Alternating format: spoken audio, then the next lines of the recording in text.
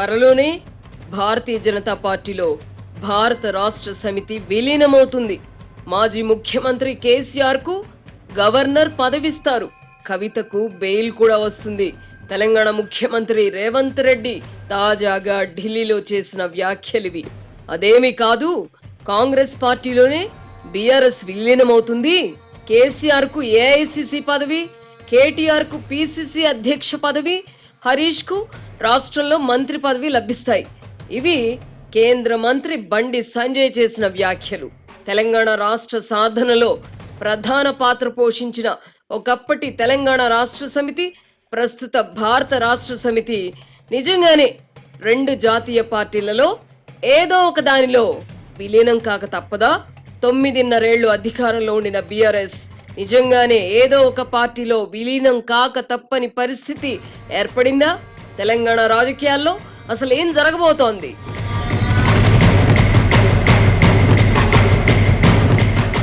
ప్రస్తుతం ప్రధాన ప్రతిపక్షంగా ఉన్న బీఆర్ఎస్ కు ఈ దుస్థితి ఎందుకు వచ్చింది?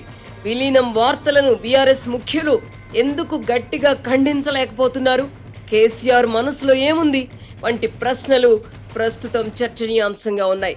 జాతీయ రాజకీయాలలో చక్రం తిప్పాలని, కేంద్రంలో బీజేపీని గద్దె దించుతానని కొంతకాలం క్రితం వరకు ప్రతిజ్ఞలు చేసిన కేసీఆర్ ఇంత బలహీనంగా ఎందుకు మారిపోయారు? కేసీఆర్ బలహీనతను అడ్డుపెట్టుకుని బీఆర్ఎస్ ను మింగేయడానికి భారతీయ జనతా పార్టీ ప్రయత్నిస్తున్నట్టు వస్తున్న వార్తలలో వాస్తవం ఉందా? విలీనం వార్తలలో ఎంత నిజం ఉంది?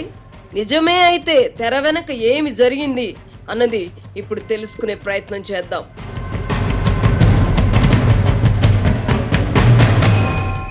ఢిల్లీ లిక్కర్ కుంభకోణంలో నిందితురాలిగా ఉన్న కేసీఆర్ కుమార్తె కవిత ప్రస్తుతం తీహార్ జైల్లో ఉన్నారు. తన బిడ్డ నెలల తరబడి జైలులో ఉండాల్సి రావడాన్ని కేసీఆర్ భరించలేకపోతున్నారు. గుండెల్లో అగ్ని పర్వతం పెట్టుకుని బయటకు గంభీరంగా ఉంటున్నానని ఆ మధ్య కేసీఆర్ వ్యాఖ్యానించారు కూడా. ఈ నేపథ్యంలో బిడ్డ కవితను బెయిల్పై విడిపించుకునేందుకు కేసీఆర్ చెయ్యని ప్రయత్నం లేదు. ఈ క్రమంలో ఆయన భారతీయ జనతా పార్టీ సహాయాన్ని అర్థించడం వాస్తవం. కేటీఆర్, హరీష్ రావులు 2-3 సార్లు ఢిల్లీ వెళ్లి మంత్రాంగం కూడా నడిపారు.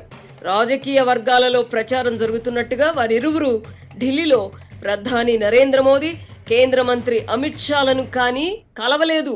మరెవరిని కలిసి ఉంటారు? బీజేపీతో రాజీ కుదర్చడానికి చొరవ తీసుకున్న ప్రముఖుడెవరు? ఆయనకు ప్రధాని మోదీ వద్ద నిజంగా అంతా పలుకుబడి ఉందా వంటి సందేహాలు సహజంగానే కలుగుతాయి. ఈ మొత్తం వ్యవహారంలో ఒక ప్రముఖ వ్యక్తి కీలక పాత్ర పోషించారు. ఆయన ప్రస్తుతం ఒక రాష్ట్రానికి గవర్నర్ గా కూడా ఉన్నారు. ఆంధ్రప్రదేశ్లో తెలుగుదేశం, భారతీయ జనతా పార్టీ మధ్య పొత్తు కుదరడంలో కూడా ఆయనే ప్రధాన పాత్ర పోషించారు. సదరు గవర్నర్ పై ప్రధాని మోదీకి గురి ఉంది. అదే సమయంలో ఆర్ఎస్ఎస్ ప్రముఖులతో ఆయనకు సన్నిహిత సంబంధాలున్నాయి. దీంతో ఆర్ఎస్ఎస్ ప్రోద్బలంతో ఆ గవర్నర్ తెలుగుదేశం పార్టీతో మాట కలిపారు. అదే సమయంలో చంద్రబాబు పొడగెట్టని ప్రధాని మోదీకి నచ్చజెప్పారు.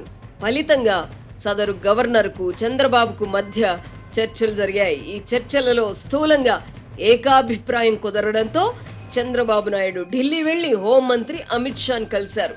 ఆ తర్వాత ఏం జరిగిందో అందరికీ తెలిసిందే. ఎప్పుడైనా ఒకటి కోరుకుంటే 2 లభిస్తే సంతోషమే కదా. మన సిర్లసీమ 2లో కూడా అంతే. డిటిసిపి ప్లాట్ కొంటే ల్యాండ్ అప్రిసియేషన్ అనేది ఒక లాభం, శ్రీగంధం చెట్ల మీద వచ్చే ఆదాయం మరో లాభం. డబుల్ బెనిఫిట్ ఆఫర్ తో సిర్లసీమ 2. ఆంధ్రప్రదేశ్ లో తెలుగుదేశం పార్టీతో పొత్తు పెట్టుకోవడం లాభించినందున తెలంగాణలో కూడా మంత్రాంగం నడపవలసిందిగా సదరు గవర్నర్ ను ప్రధాని నరేంద్ర మోదీ ఆదేశించినట్టు తెలిసింది. అప్పటికే ఆర్ఎస్ఎస్ సీనియర్ నాయకులు కూడా ఆయనకు బాధ్యత అప్పగించారు. దీంతో రంగంలోకి దిగిన గవర్నర్ భారత రాష్ట్ర సమితి ముఖ్యులకు సంకేతాలు పంపారు. అప్పటికే మద్యం కేసులో అరెస్టు కాబడి కవిత జైల్లో ఉన్నారు. దీంతో మానసికంగా కుంగిపోయిన కేసీఆర్ పార్టీ తరపున మంతనాలు జరపడానికి కేటీఆర్, హరీష్ రావును పురమాయించారు.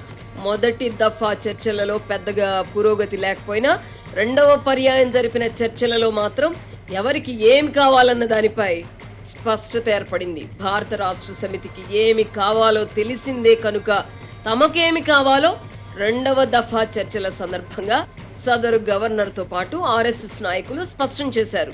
జైలులో ఉన్న కవిత విషయంలో సహాయ సహకారాలు లభించాలంటే భారత రాష్ట్ర సమితిని భారతీయ జనతా పార్టీలో విలీనం చేయాలని లేదా పొత్తు పెట్టుకుంటున్నట్టు ప్రకటించాలని, ప్రతిగా కేసీఆర్ కు గవర్నర్ పదవి ఇస్తారని, హరీష్ రావుకు కేంద్ర మంత్రి పదవి ఇస్తామని ఆ గవర్నర్ తో పాటు ఆర్ఎస్ఎస్ ప్రతినిధులు ప్రతిపాదించారు. ఆ తర్వాత దశలో బీజేపీ రాష్ట్ర అధ్యక్షుడిగా హరీష్ రావును నియమిస్తామని కూడా ప్రతిపాదించినట్టు తెలిసింది. కేటీఆర్ భవిష్యత్ విషయమై ఎటువంటి చర్చ జరగలేదని అంటున్నారు.